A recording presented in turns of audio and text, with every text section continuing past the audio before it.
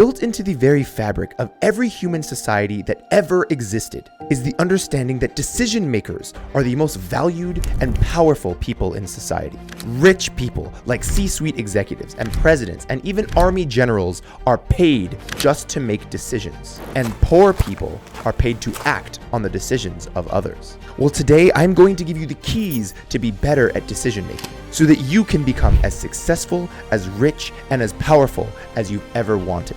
Let's get into it.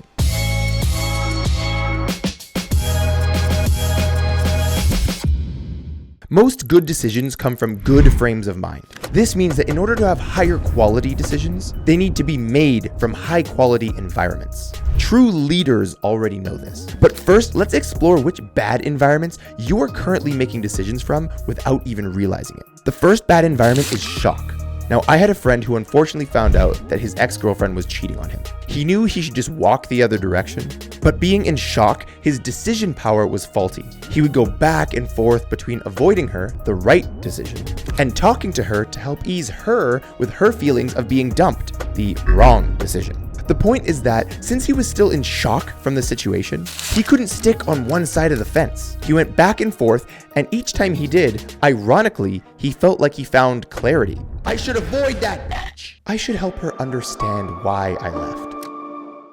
The point here is, when you're in shock, sometimes things will begin to seem clear, but this is all a deception. You must be fully out of shock for your rational brain to begin to work. Shock is not an environment from which you can trust your decision making. Plain and simple. Another environment that is similar to shock is sleep deprivation. And I'm not talking about Guantanamo Bay levels of torture sleep deprivation. I'm just talking about not quite sleeping enough last night and being kind of groggy. There's a reason Jeff Bezos sleeps 8 hours minimum per night. I need 8 hours of sleep. I think better, I have more energy, my mood is better, all these things. Not quite as severe as shock. Similarly, sleep deprivation makes it so that you're not quite thinking straight. So save big decisions until you're actually really rested. The last environment that will harm your decision-making power is consumption. Consumption in this case refers to anything that you put inside your body. I'm talking food, drinks, drugs, whatever. All of these affect your decision making. Now, alcohol is an obvious one, but one that might not be so obvious is if you're like me and you eat an animal-based diet.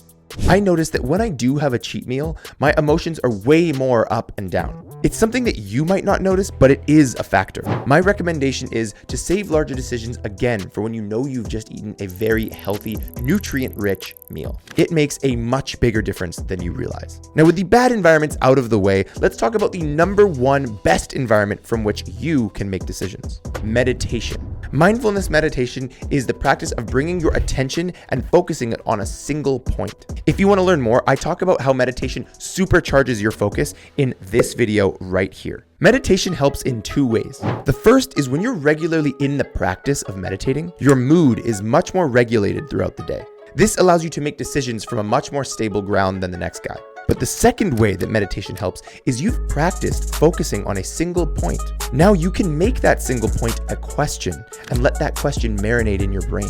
This practice alone has helped me tremendously in business, relationships, and life direction. Now, it might sound mystical or whatever, but you need to try it if you're serious about leveling up. Speaking to you frankly, meditation is just an all-around good habit to have in your life. It increases your output as a man in just 10 minutes a day.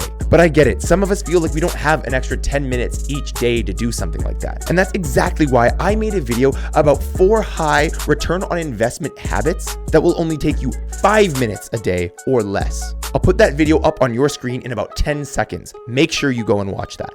Thank you so much for watching. My name is Spencer with Must Become. Always remember that your potential is your obligation, and so what you can become, you must become.